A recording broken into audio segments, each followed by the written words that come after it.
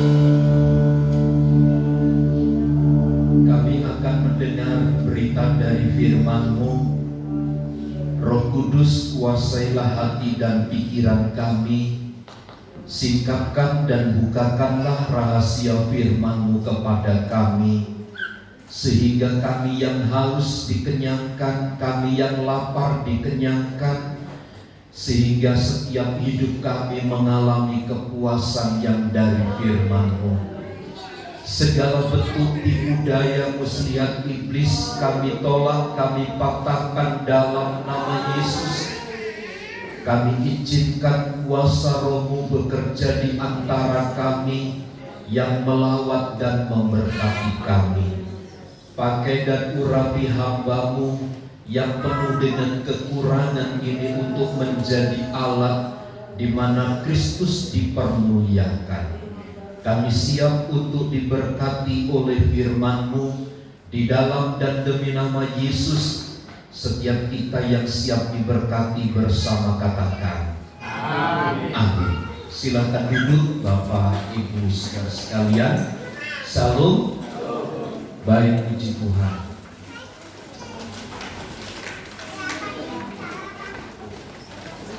Injil Matius pasal yang ke-17 ayat yang ke-24 sampai ayat yang ke-27.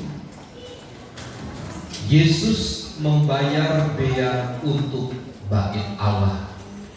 Kita baca ayat ini bergantian. Saya membaca ayat 24 demikian. Ketika Yesus dan murid-muridnya tiba di Kapernaum, datanglah pemungut bea bait Allah kepada Petrus dan berkata, "Apakah gurumu tidak membayar bea 2 dirham itu?" Jawabnya, "Memang membayar." Dan ketika Petrus masuk rumah, Yesus mendahulunya dengan pertanyaan, "Apakah pendapatmu, Simon? Dari siapakah raja-raja dunia ini memungut bea dan zakat? Dari rakyatnya atau dari asing?" Jawab Petrus, "Dari orang asing." Maka kata Yesus kepadanya, "Jadi bebaslah rakyatnya. Tetapi supaya jangan kita menjadi alat sambungan bagi mereka, pergilah memancing ke danau, dan ikan pertama yang kau pancing, tangkaplah dan bukalah mulutnya, maka engkau akan menemukan mata uang 4 dirham di dalamnya. Ambillah itu dan bayarkanlah kepada mereka, bagiku dan bagimu juga." Puji Tuhan. Dari ayat ini kita belajar tentang sikap kita terhadap pemerintah. Bapak Ibu Saudara yang terkasih di dalam Tuhan, kita tinggal di satu negara, tentu ada aturan main yang harus kita ikuti. Sebab aturan-aturan yang telah ditetapkan dan kita wajib untuk melakukan itu adalah salah satu cara bagaimana agar kita orang percaya itu memperoleh sebuah kesejahteraan. Nah, khususnya dari ayat 24 sampai ayat 27 ini, kita ditantang sebagai anak-anak Tuhan, sebagai gereja Tuhan, untuk bersikap secara relevan, arif dan bijaksana terhadap keputusan-keputusan yang telah ditentukan kepada kita. Pemerintah itu adalah alat dari Tuhan untuk memimpin, mengarahkan, dan mengatur keberlangsungan kehidupan bergereja, berlangsungnya kehidupan bermasyarakat, berlangsungnya kehidupan untuk mensejahterakan semua yang tinggal di dalam satu wilayah atau satu negara sekalipun. Saya mempercayai sampai saat ini tidak ada pemerintah yang ingin membuat rakyatnya menjadi menderita. Saya percaya tidak ada seorang pemimpin pun memiliki nilai, memiliki keinginan, memiliki kemauan agar rakyat yang dipimpinnya itu menderita.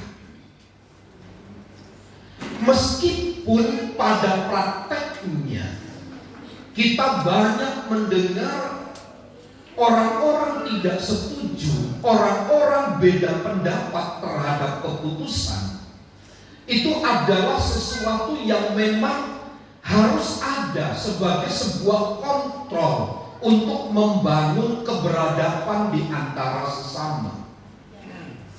Ada yang berkata pada zamanku enak toh gitu.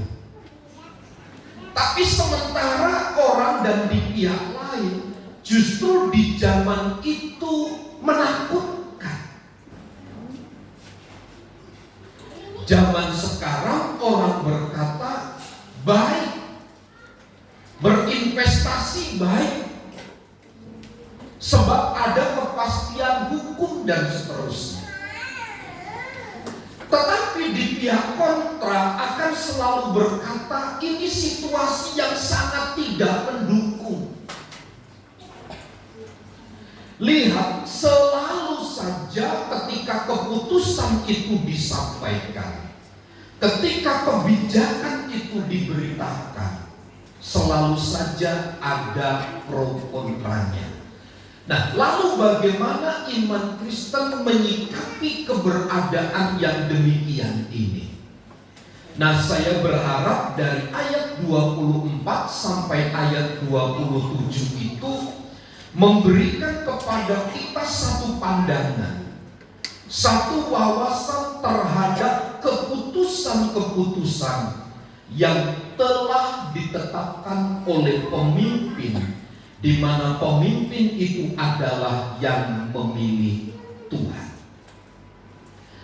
Karena sikap apapun yang kemudian muncul dari hidup kita terhadap keputusan-keputusan dari pemimpin-pemimpin kita menjadi satu ukuran di mana Tuhan melimpahkan berkat atau tidak kepada seseorang. Khususnya di dalam ayat 24 dan ayat 27 di dalam Injil Matius pasal 17 ini. Pendeta Dr. Stephen Tong pernah berkata seperti ini. Ketika bangsa Israel diperintah oleh dinasti Makabe pada abad 1064 atau 164 sampai 63 sebelum Masehi, semua laki-laki Yahudi ada kewajiban bagi mereka untuk membayar pajak 2 dirham. Nah, 2 dirham itu nilainya setara dengan penghasilan pekerja seharian selama 2 hari. Jadi zaman itu orang bekerja 2 hari mendapatkan 2 dirham. Itulah yang harus diberikan kepada pemerintah. Itu merupakan satu kewajiban bagi mereka. Tidak boleh tidak, dan mereka harus melaksanakan. Meskipun di sana sini masih terjadi penolakan, terjadi perdebatan pada waktu itu. Termasuk pada zaman Tuhan Yesus di dalam Injil Matius pasal yang ke-17 ini. Kebiasaan ini masih terus diberlakukan. Meskipun kita baca dari ayat 24 sampai ayat 27 itu masih terlalu banyak pertentangan, masih ada banyak argumen-argumen Sesungguhnya argumen-argumen yang muncul adalah mereka tidak setuju dengan peraturan dan ketetapan itu. Nah, Bapak Ibu Saudara yang terkasih di dalam Tuhan, kalau sekarang bea yang dimaksud itu adalah mudahnya mengerti kita hari ini itu tentang pajak. Kita di negara Indonesia ini satu ada pajak penghasilan, kemudian ada pajak apalagi bumi dan bangunan, ada pajak apa? Kendaraan. Pajak apa lagi Bapak Ibu? Yang perpajakan Ibu Martin? Pak Martin? Hah? PPN pertambahan nilai. Apalagi Bu? Tuh, apalagi Bu? Apalagi Bu? Pasal 22, pasal 4 ayat 2. Tentang apa itu?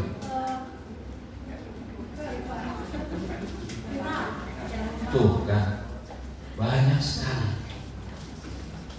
Bapak Ibu ke mall, parkir, itu juga. Bapak Ibu beli barang di mall, juga ada. Makan di restoran, Bapak Ibu juga. Mohon maaf, Bapak Ibu ke WC di mall, bayar nggak? Bayar.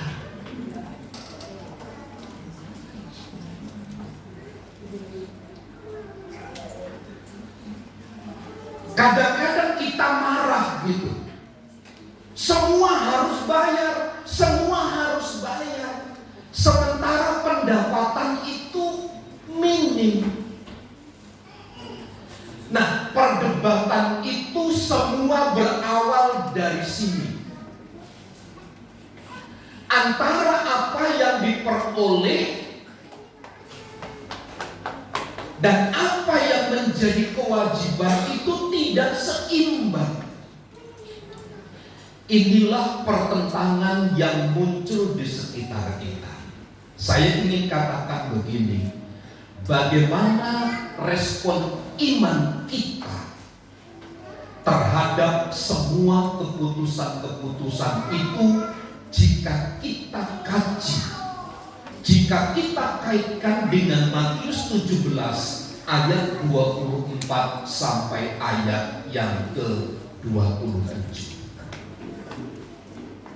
Maka saya ingin sampaikan begini, yang pertama berdasarkan kisah yang tercatat di dalam ayat 24 sampai 27 ini, membayar pajak itu adalah merupakan sebuah kewajiban bagi setiap warga negara.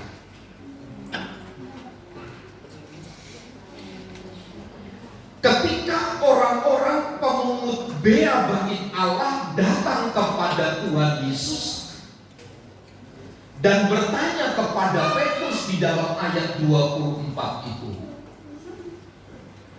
mereka sanksi terhadap Tuhan Yesus sendiri. Dia bertanya, apakah gurumu tidak membayar bea 2 dirham itu? Dalam ayat selanjutnya ada perdebatan.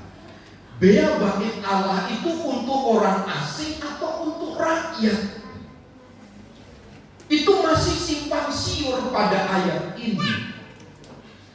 Tapi lihat, ada satu keputusan yang kemudian muncul dari ayat ini, bahwa membayar pajak itu adalah kewajiban bagi setiap warga negara. Kita tahu, kita membaca, kita bisa melihat pajak itu digunakan untuk pembangunan dan tentu untuk menjalankan roda pemerintahan. Jangankan negara, bangsa dan negara, sebuah organisasi masyarakat terkecil pun, yaitu keluarga, dia tidak bisa menjalankan roda keluarga itu dengan baik, tidak bisa membangun keluarga dengan baik tanpa adanya sebuah keuangan yang baik.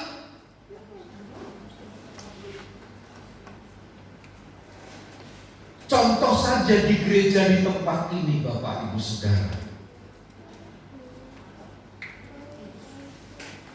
yang bayar listrik Ibu Edi, Ibu Juntak ya. Berapa Bu sekarang per bulan? Rata-rata 1 juta lah ya. Rata-rata 1 juta.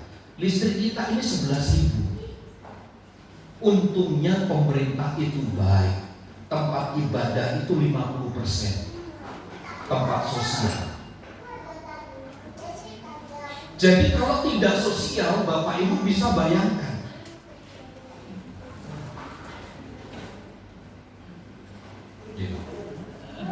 Semua perlu keuangan gitu.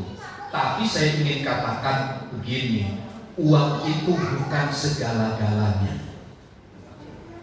Tapi segala-galanya perlu uang.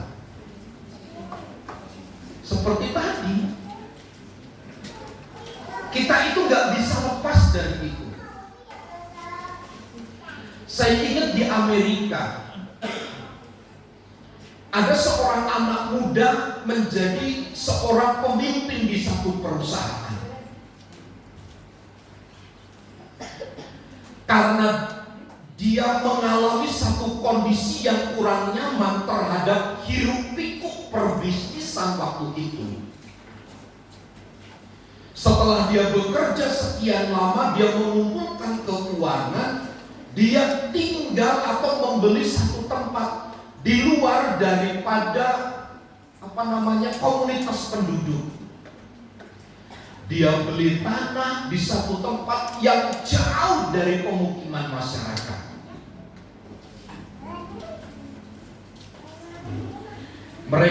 Dia tidak memakai listrik. Air kan tinggal ngambil dari karena dia tinggal tidak jauh dari danau. Makan dia nanam sendiri tanpa memakai pupuk dan segala macam. Nah, setelah 15 tahun dia hidup mengasingkan diri dari lingkungan itu, kesimpulannya dia berkata seperti ini: saya lebih nyaman tinggal sendiri.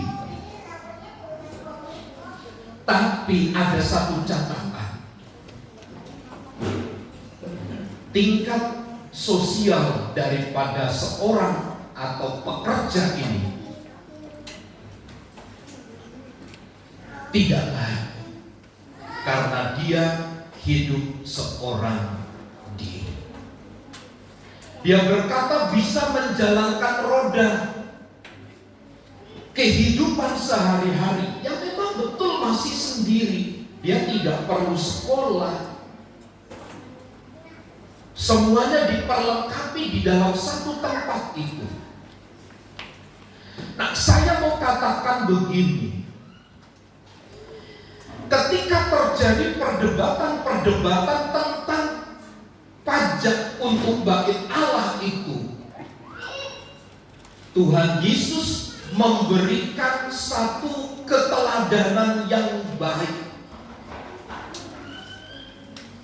Meskipun ia sedang dikonfrontasi, meskipun ia kewajibannya terhadap membayar bea bait Allah itu dipertanyakan, tetapi dalam hal itu pun Tuhan Yesus memberikan keteladanan yang baik. Tuhan Yesus tidak menghindar. Tuhan Yesus tidak mencari jalan untuk supaya terlepas dari jerat pajak itu, bea bait Allah itu. Meskipun yang membuat aturan daripada Bea Bait Allah itu adalah para pemimpin-pemimpin agama pada waktu itu. Namun demikian Tuhan Yesus tetap membayar itu semua agar keberadaannya tidak menjadi batu sandungan bagi para pemimpin agama waktu itu di dalam ayat 27 itu. Dengan kata lain, ia tidak menjadikan pertentangan itu dengan para pemimpin agama sebagai alasan untuk tidak tunduk kepada peraturan. Inilah yang dari semula saya katakan, bahwa membayar pajak adalah kewajiban setiap warga negara. Dan Tuhan Yesus merespon itu dengan baik di dalam ayat-ayat yang kita baca itu. Bahwa memang ada satu kewajiban. Kalau pernyataan kata kewajiban itu sendiri, kita dapat simpulkan begini: sesuatu yang harus kita kerjakan, tidak boleh tidak. Hukumnya wajib, harus, itu namanya kewajiban. Adapun pertentangan yang muncul tidak dijadikan alasan untuk tidak membayar, tapi harus tetap melakukan. Karena apa? Menurut saya, sebuah relasi itu menjadi lebih penting. Relasi dengan pemerintah, relasi dengan sesama, relasi dengan pemimpin-pemimpin agama itu menjadi lebih utama ketimbang dengan berkurangnya income yang didapat. Lihat Bapak Ibu Saudara, pernyataan Tuhan Yesus di dalam ayat 27, ayat yang ke-26, 25, jelas dinyatakan seperti itu, bahwa kepada semua orang percaya, karena ini adalah merupakan menjadi ladang. Kalau saya katakan menjadi ladang, bahwa ketetapan dari pemerintah membayar pajak yang kita pelajari dari Matius 17 ini akan menjadi satu sorotan. Saya pernah mengajukan pajak penghasilan, ya. Kalau tidak salah waktu itu 15 hamba Tuhan. Kami ke Cikokol dan gantian. 15 orang yang maju itu semua nihil, gitu. Semua nihil. Lalu petugas pajak itu bilang begini ke kami, Bapak, apakah di rumah tidak punya kipas angin ya? Apakah bapak-bapak di rumah tidak punya AC? Pertanyaan itu dimunculkan, lalu saya secara spontan berkata, sampai kepada hal itu ya? Iya, itu kan harta milik, katanya begitu.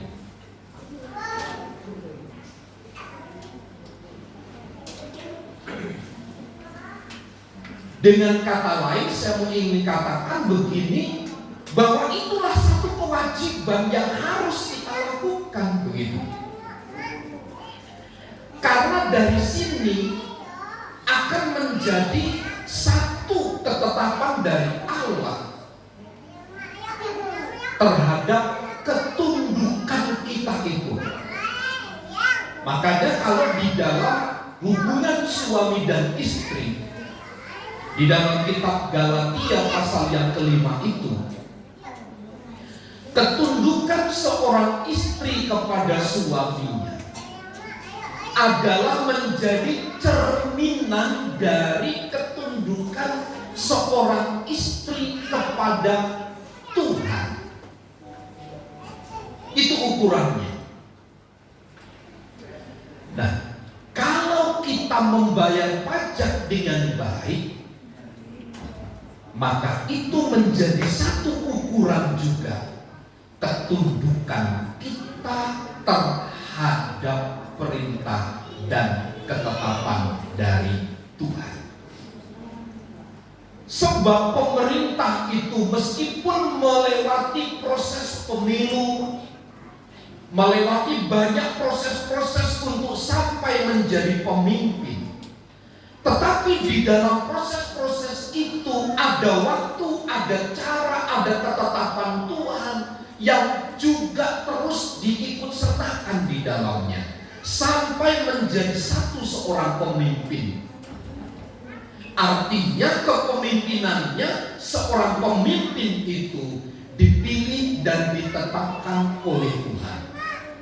Adapun peraturan yang muncul kemudian adalah implementasi dari kepemimpinannya itu ketika dia memiliki satu penghargaan di mana Tuhan percayakan ia menjadi pemimpin. Dan bagi masyarakat, bagi anak Tuhan, bagi gereja Tuhan, menjadi satu ukuran ketundukan kita kepada pemerintah juga merupakan tingkat ketundukan kita kepada Tuhan. Nah, Bapak Ibu Saudara yang terkasih di dalam Tuhan, saya tidak ingin menjelaskan merinci secara detail bagaimana cara membayar pajak. Apa saja, kita semua bisa googling itu di Google. Kita bisa cari itu semua aturan-aturan mainnya. Tetapi paling tidak, mari kita menunjukkan kualitas kita sebagai orang percaya terlihat pada ketundukan kita terhadap perundang-undangan, terhadap peraturan-peraturan yang telah dibuat oleh pemerintah, di mana pemerintah itu adalah merupakan kepanjangan tangan Tuhan untuk mengatur, untuk mensejahterakan seluruh masyarakat. Yang kedua, saya ingin sampaikan begini. Berdasarkan tindakan yang Tuhan Yesus lakukan terhadap bea bait Allah itu, kita belajar tentang sebuah ketaatan. Ayat 27. Tetapi supaya jangan kita menjadi batu sandungan bagi mereka, pergilah memancing ke danau. Ada perintah ini kepada Petrus dan rekan-rekannya. Dan ikan pertama yang kau pancing, tangkaplah dan bukalah mulutnya, maka engkau akan menemukan mata uang 4 dirham di dalamnya. Ambillah itu dan bayarlah kepada mereka, bagiku dan bagimu. Ayat ini ingin menceritakan begini. Ikan itu muncul dengan uang yang ada di dalam mulutnya setelah dipancing oleh mereka berdasarkan perintah dari Tuhan. Ini merupakan satu gambaran bahwa ketika kita taat, bila kita taat kepada perintah Tuhan, maka kita akan memperoleh buah dari ketaatan itu.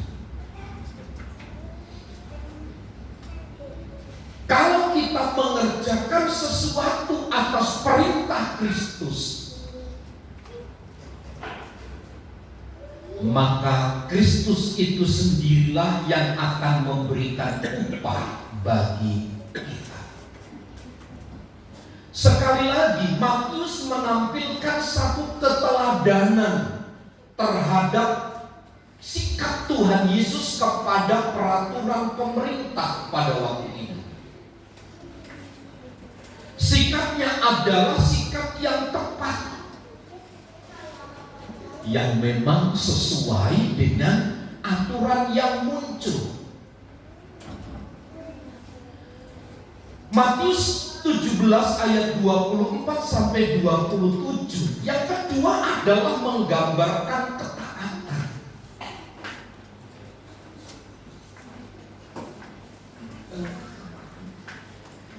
Ini adalah gambaran yang cukup lengkap bagi kita, bahwa kita tidak hanya sekadar taat kepada firman Tuhan yang memang kita harus taat, menjunjung tinggi nilai-nilai perintah Allah itu. Tapi yang kedua, ada aturan juga, di mana pemerintah punya perundang-undangan, punya peraturan, dan kita juga harus taat kepadanya. Inilah sikap yang dicontohkan oleh Tuhan Yesus, sehingga kepada kita yang percaya kepadanya harus juga mengambil sikap dan nilai yang seperti ini. Ada beberapa buku yang saya coba baca untuk mengkonfirmasi kenyataan ini. Penduduk Romawi adalah salah satu penduduk yang menentang sama sekali peraturan ini. Mereka sangat tidak setuju terhadap keputusan pemerintah ini. Mereka secara membabi buta tidak mau mentaati peraturan yang dibuat. Bapak Ibu Saudara, jika ada kesalahan peraturan-peraturan yang dimunculkan kepada kita, memang anak-anak Tuhan masa kini itu harus bersikap kritis terhadap kinerja yang diberikan.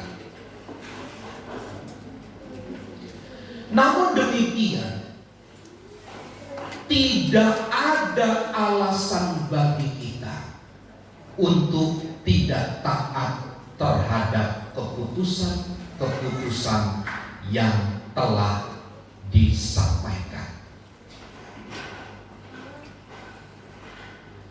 Dari sini kita belajar, Bapak Ibu Saudara, memang ada pertentangan. Sebab tidak semua keputusan itu bisa menganulir semua pihak. Pihak A mungkin senang, setuju, tapi belum tentu pihak yang lain. Tetapi pihak yang lain yang tidak setuju, seandainya itu adalah kita di dalamnya, kita tidak boleh menganulir keputusan itu. Kita harus tetap taat. Bukan berarti ketaatan kita itu menjadi satu ukuran, kita sepakat, kita setuju dengan peraturan yang salah. Tidak. Tapi karena kita tunduk terhadap pemimpin yang dipercaya oleh Tuhan untuk memimpin kita. Kita akan mendengar perpajakan dari masyarakat itu dipergunakan oleh sebagian orang untuk memperkaya diri sendiri. Dan sudah banyak diputuskan masuk penjara, akhirnya mereka semua dimiskinkan. Hak-hak politik mereka ditiadakan dan seterusnya. Namun demikian, Bapak Ibu Saudara, bukan berarti ini menjadi alasan bagi kita untuk tidak taat kepada peraturan itu.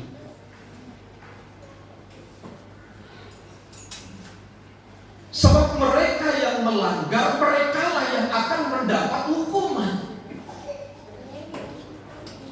Nah, kita yang taat ini seperti ayat 27, kita akan mendapat upah dari sebuah ketaatan kita. datang kepada Tuhan.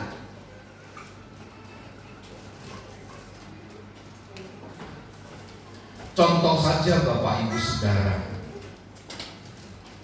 2 tahun ini orang kan dalam berteologi itu terjadi perdebatan luar biasa di media sosial tentang perpuluhan saja. Kita mendengar dari teolog ini, kok sekarang perpuluhan itu sudah tidak relevan lagi. Katanya di Israel itu sudah tidak ada perpuluhan lagi. Adalah orang yang kontra dengan hal itu. Didatangkanlah Rabi Yahudi dari Israel ke Indonesia, atau diwawancarai di Israel. Ditanya apakah memang demikian di Israel orang Yahudi tidak melakukan persepuluhan. Rabi Yahudi tegas, sampai hari ini kami tetap berkomitmen melakukan hal itu. Kemudian muncul lagi Bapak Ibu Saudara, bahwa perpuluhan itu tidak relevan dan seterusnya. Saya mau katakan begini, perbedaan tafsir terhadap teks itu janganlah kemudian kita ikut turut serta tidak melakukannya. Kita harus tetap melakukan itu, karena itu merupakan ketetapan dari Tuhan. Dan sekali lagi saya mau katakan begini, orang yang taat kepada perintah Tuhan, mereka lah yang akan mendapat upah dari ketaatan itu. Contoh begini, kalau ada orang jatuh dari jurang, masakan kita mau ikut jatuh ke jurang?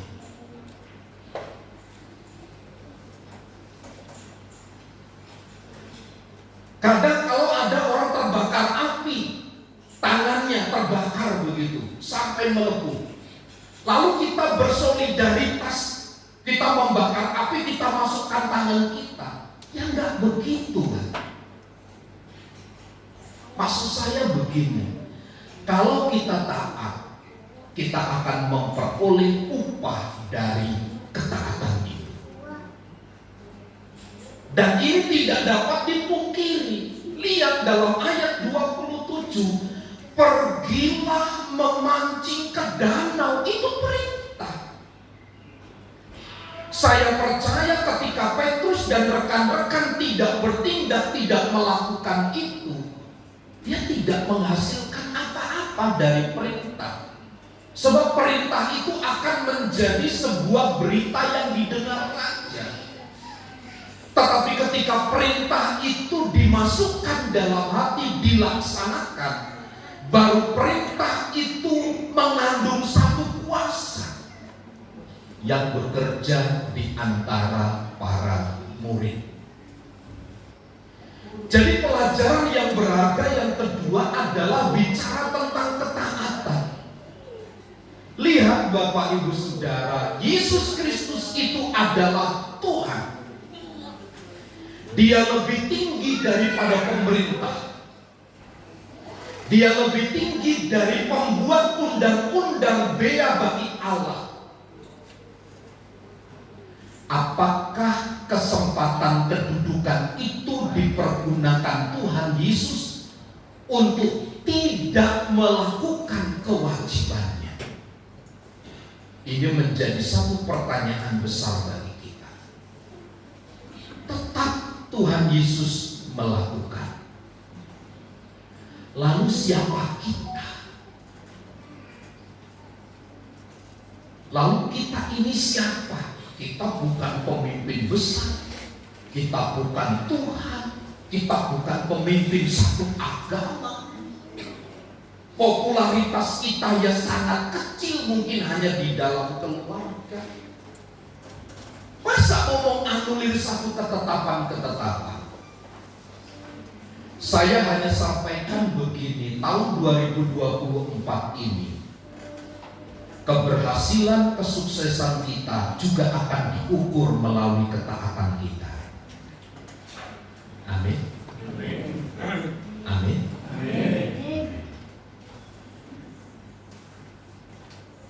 Ketaatan kita kepada perintah Tuhan menjadi satu ukuran keberhasilan. Sebab hanya orang-orang taat yang mendapatkan upah dari ketaatan itu. Tidak mungkin ada upah dari ketidaktaatan. Tidak mungkin ada upah dari sebuah ketidaktaatan itu. Kalaupun ada, ya penghukuman gitu. Nah, mari kita belajar bersikap secara realistis menyikapi semua keberadaan. Bagaimana kita bersikap, bagaimana kita bertindak terhadap ketetapan-ketetapan, peraturan-peraturan di mana pemimpin-pemimpin itu adalah pilihan atau wakil dari Tuhan untuk membina, untuk mengatur, untuk memimpin kita. Tugas dan tanggung jawab kita hanya taat melakukan saja, dan izinkan bagian Tuhan untuk menghasilkan, memberikan upah dari sebuah ketaatan. Tuhan Yesus memberkati. Saya mengundang musik untuk maju ke depan. Kita akan puji Tuhan dengan satu pujian. Seriku tak mengerti jalan-jalan. Haleluya.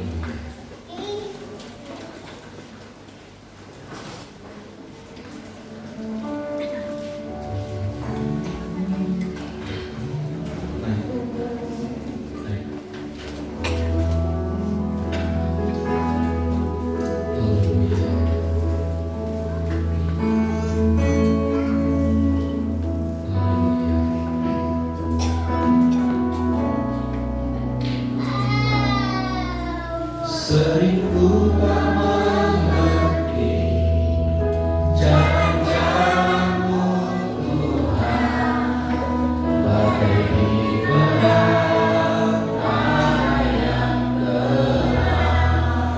Lama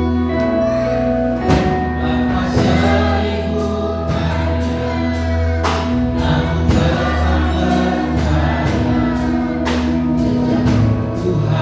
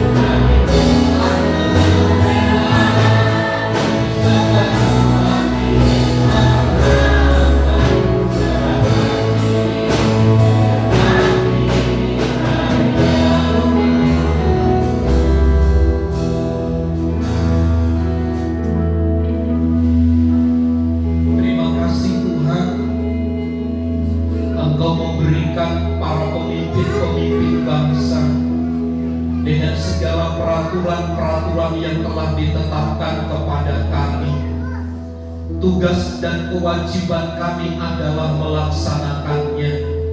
Tugas kami adalah taat dan setia terhadap ketetapan itu. Sebab kami tahu pemimpin-pemimpin dan keputusan yang dikeluarkan adalah berdasarkan hikmat dari Allah, adalah berdasarkan keputusan-keputusan dari Tuhan. Sekiranya mungkin kami tidak setuju, sekiranya mungkin kami tidak sependapat dengan peraturan-peraturan yang muncul, bagaimanapun itu, ajar kami untuk tetap taat melaksanakannya. Karena itu menjadi satu keputusan, menjadi satu ukuran tentang ketaatan kami kepada Tuhan Allah yang mengizinkan keputusan itu ada di tengah-tengah bangsa dan negara kami. Karenanya berkatilah setiap kami dengan kuasa firman-Mu. Dari sedini kami telah mendengar berita firman Allah. Begitu banyak ketetapan-ketetapan firman Tuhan. Mungkin kami juga tidak setuju, tidak sependapat. Tapi ajar dan berikan kekuatan kepada kami untuk kami dapat taat dan melakukannya. Sebab yang taat melakukan ada upah dari sebuah ketaatan itu.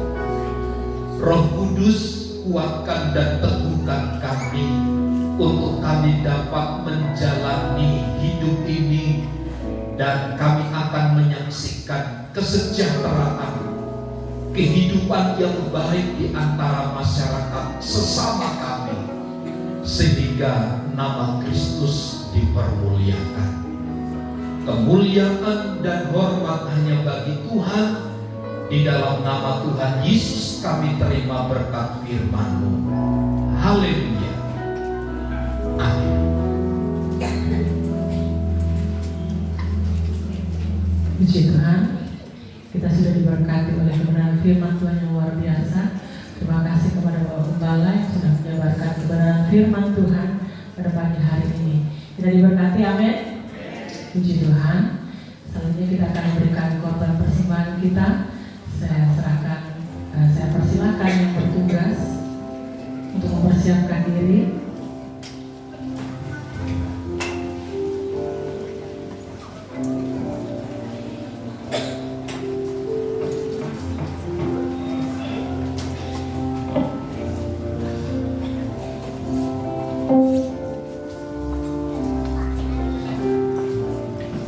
Kita akan dudukkan kepala kita dan berdoa.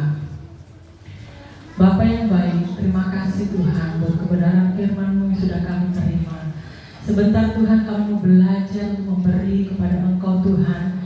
Mari Tuhan berkati setiap tangan-tangan kami Tuhan, yang memberi-Mu maupun yang tidak memberi. Tuhan Engkau memberkati. Berkati juga hamba-hamba-Mu yang membawakan kantong-kantong persembahan Tuhan. Terima kasih Tuhan, kami akan memberi dengan penuh sukacita dalam nama Tuhan Yesus Kristus. Haleluya.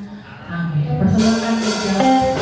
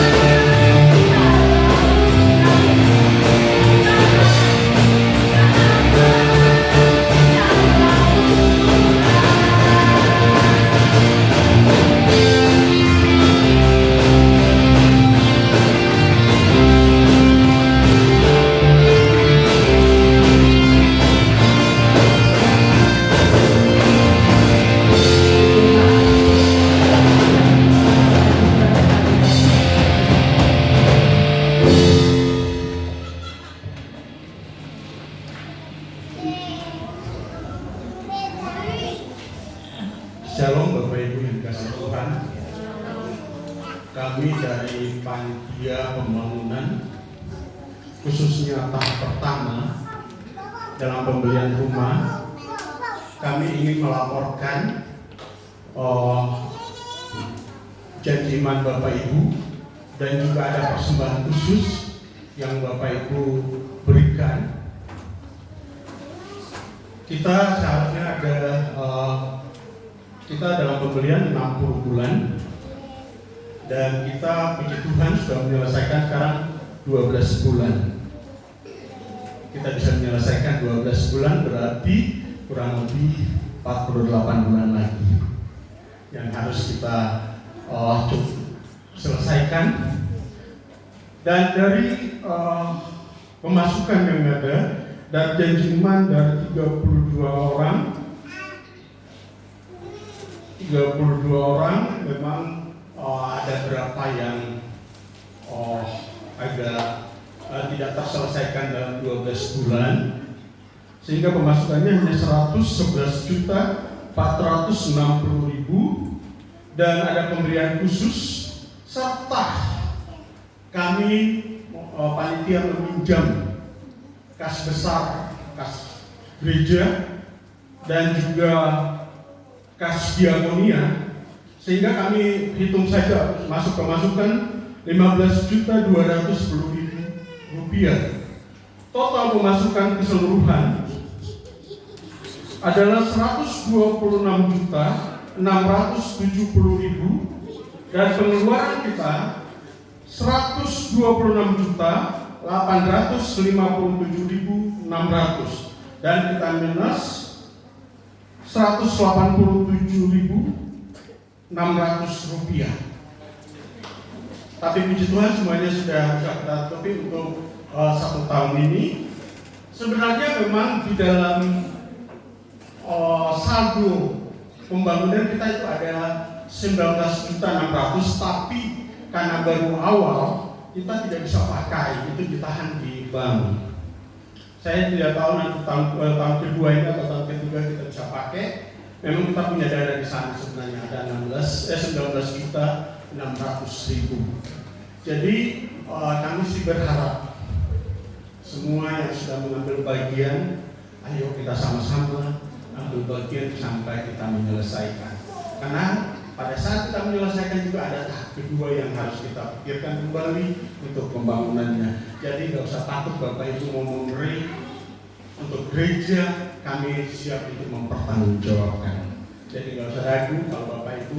Nanti kami akan lanjutkan lagi ke grup ya, ke WA grup. Nanti kita lanjutkan lagi supaya Bapak Ibu bisa lihat. Kalau memang ada yang salah, tolong nanti boleh dikoreksi. Belum bisa disampaikan kepada sekretaris, ada Ibu Lili, bendahara, Bapak Wiken, dan saya ya, boleh Bapak Ibu bisa nanti bisa dikoreksi, kita akan koreksi kembali. Dan kami akan berikan nanti hari ini kartu yang baru ya, kartu yang baru buat Bapak Ibu. Tolong kartunya disimpan, karena ini kita juga beli ya, kita beli. Jadi kita jaga. Jadi pada saat Bapak Ibu nanti itu tolong dibawa pada saat Bapak Ibu membayar janji imannya. Tuhan memberkati.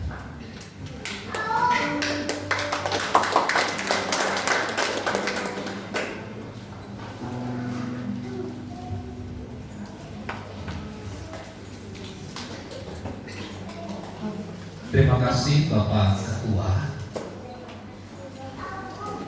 Kita ada 32 nama yang sudah secara aktif berjanji iman untuk pembelian rumah ibadah.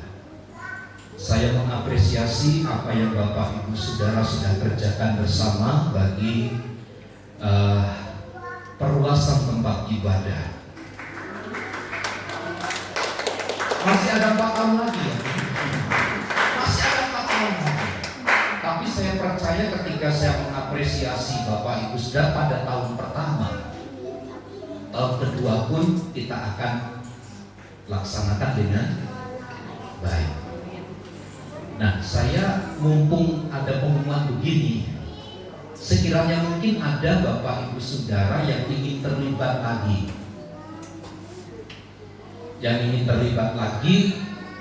untuk membantu ya panitia ini. Saya lihat Pak Yume, Ibu Lili, panitia ini bebannya sudah mulai banyak memikirkan hal ini. Apalagi kalau tanggal tua gitu, sudah belum dikumpul gitu. Sementara bank sudah mulai telepon gitu. Jadi jika mungkin ada Bapak Ibu Saudara yang rindu untuk bergabung dengan ke-32 rekan-rekan kita, bisa angkat tangan begitu, nanti biar Ibu Lili kasih kartu dan nominalnya berapa. Ada di atas anak muda? Sudah semua di atas? Ini Ibu Mega atau adiknya Ibu Mega namanya? Ibu Leni. Ibu Leni.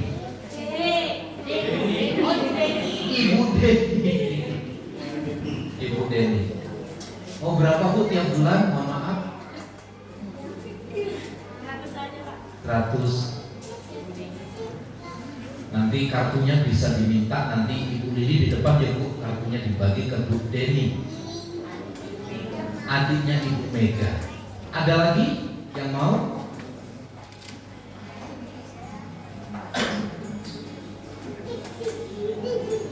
Cukup? Cukup? Bapak Stephen, Ibu Nomita, Ibu Nomita, 200 tiap bulan.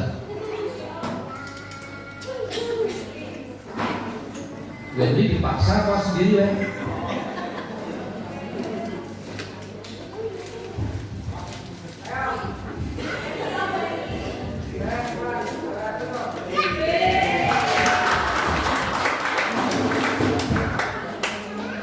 Wendy 200 per bulan. Dekat ini kalau nggak bayar sama lebihnya. Ada lagi anak muda? Ini anak muda ini hebat-hebat di semua terlibatnya. Termasuk Jen anak saya, walaupun ibunya yang bayar, tapi dia janji iman. Hebat. Ya mungkin anak-anak Bapak Ibu Saudara janji iman, yang bayar Bapak Ibunya. Tapi nggak apa-apa. Ada lagi? Bapak Kevin 100 per bulan. Bapak Kevin.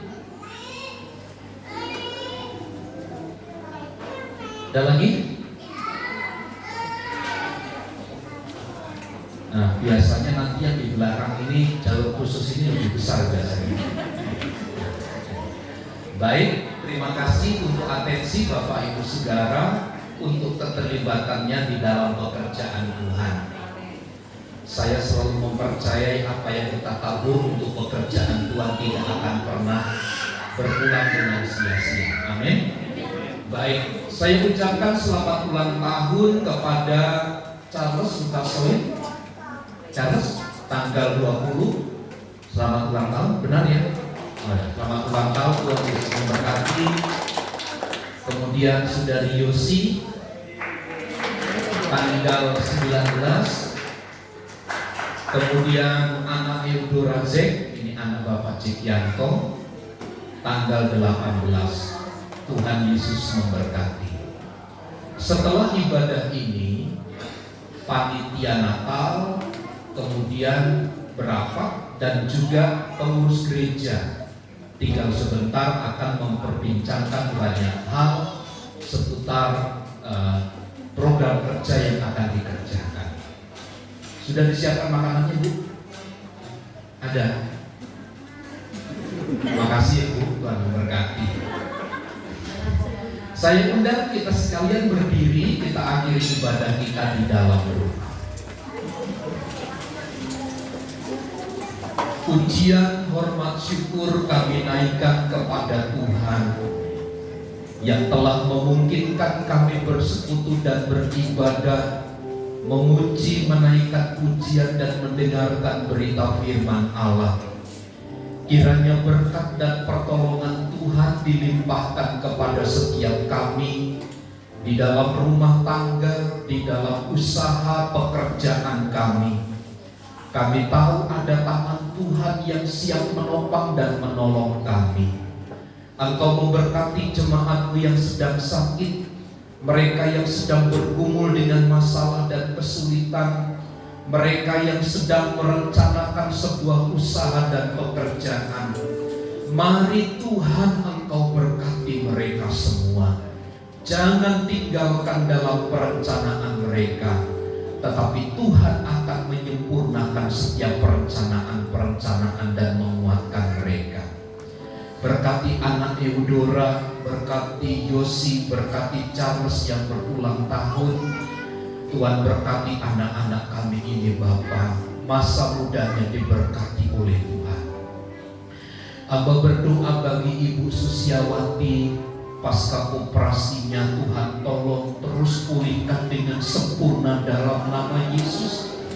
Tuhan, kuasa darah anak domba Allah mengalir atas hidupnya yang mendatangkan pertolongan dan kesembuhan. Oma Tampinio, Oma Evelyn, kami berdoa biarlah Allah yang menolong dan melawat memberkati mereka. Berkati Oma Unggang, beri kesehatan, kekuatan yang baru dalam nama Yesus. Berdoa bagi jemaat-jemaat Tuhan yang sedang mengandung, beri kesehatan, kekuatan yang baru bagi mereka. Ibu Feren, Ibu Mega, Ibu Lita, Ibu Irdes, Tuhan berkati kandungan mereka. Kalau mereka beraktivitas dan bekerja, beri kesehatan, kekuatan yang baru, sehingga kandungannya terjaga, terpelihara dengan baik. Hamba berdoa bagi Bapak Simanjuntak. Bapak ini mencalonkan diri menjadi calon legislatif. Tuhan tolong Engkau berkati Bapak Simanjuntak. Tuhan lawat, kiranya anugerah-Mu yang menyertai. Sekali lagi turunlah berkat-Mu atas seluruh hidup kami sekalian. Berkatilah bangsa dan negara kami. Pesta demokrasi yang akan diadakan pada bulan depan, Tuhan tolong. Tuhan yang menetapkan pemimpin-pemimpin yang mengatur, mengarahkan kami, sehingga bangsa kami semakin maju, semakin berkembang, di mana nama Kristus disanjung dan ditinggikan. Berkati para hamba-hamba Tuhan, gereja-gereja Tuhan yang melaksanakan ibadah. Berkatilah gereja-Mu di tempat ini, jemaat-Mu yang telah mengambil bagian untuk perluasan tempat ibadah. Tuhan yang memberkati. Kemuliaan dan hormat bagi Tuhan. Di dalam nama Yesus kami berdoa. Mari saudaraku, angkat tanganmu, arahkan pandangan hatimu kepada Tuhan dan terimalah berkat Tuhan. Tuhan memberkati dan melindungi engkau. Tuhan menyinari engkau dengan wajah-Nya dan memberi engkau kasih karunia. Tuhan menghadapkan wajah-Nya kepadamu dan memberi engkau damai sejahtera.